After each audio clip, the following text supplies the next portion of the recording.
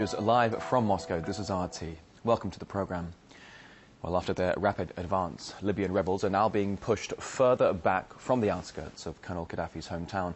There are reports of a heavy bombardment and gunfire being used by pro-government forces, despite claims that a ceasefire is in place. RT's Paula Sleer now reports from Tripoli. There have been airstrikes overnight and into the early hours of this morning, Tuesday, here in the capital city of Tripoli.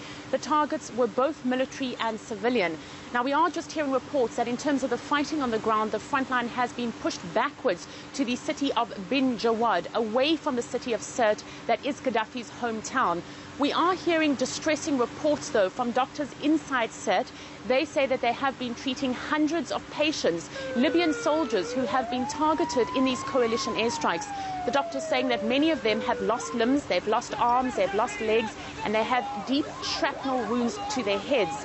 The doctors also saying that it's impossible to determine how many people have been killed in these airstrikes because many of them have died on the sides of the roads and they've then just been buried there. Now, the rebels are suggesting that if they cannot break through Gaddafi's defences in Sirt, they will work their way around the city to the city of Misrata. Misrata is the third largest city in this country. It is the last and only rebel stronghold in the western part of this country. We still, though, continue to hear reports of intensive shelling, of intensive fighting taking place there. In the last 24 hours, 8 people have died in Misrata. More than 24 have been injured. A group of international journalists was taken there a few hours ago.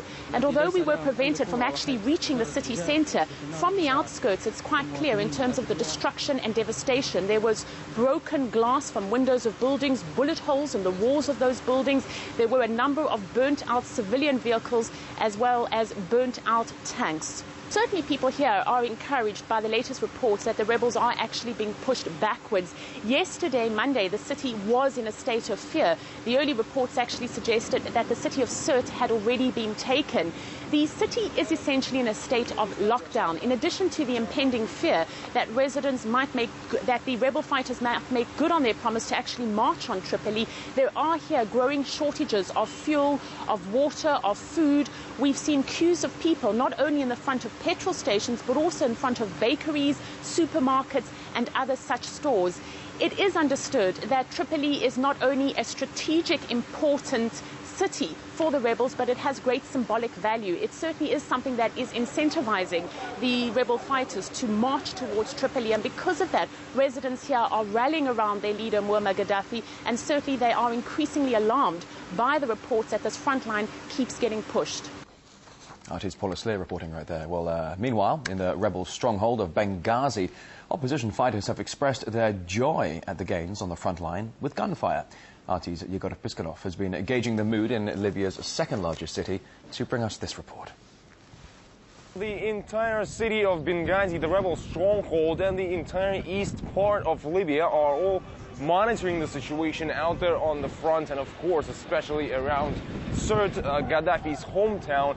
But even though that the rebels have not been able to gain control over the city, still the spirits are pretty high. In fact, the opposition does say that they do understand it's not going to be easy to fight and defeat Gaddafi's regime, and they say that they are ready to do whatever it takes in order to achieve that goal. They were able to retake control of most of the towns that they've lost to Gaddafi's forces just a week ago. Everybody believes in the revolution, and in fact, every time there's some positive news or even some positive speculation of possible victories out there on the front, we hear these gunshots being fired into the air as a sign of applause and support of the revolution.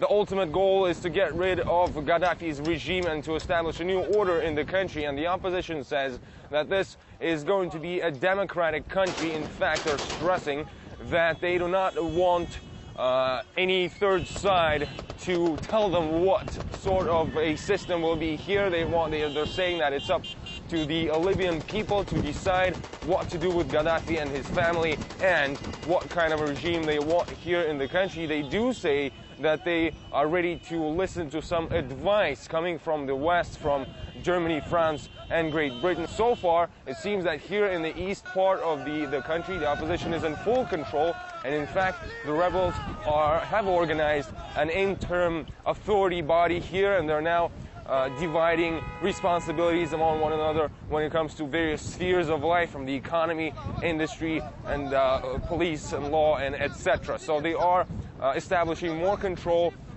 here in this part, and once again they're saying that it's only up to the Libyan people to decide what to do with the entire country after Gaddafi's gone. RT's Diego Pisconov reporting there. Well, meantime, a select number of foreign policy heavyweights are gathering in the UK to outline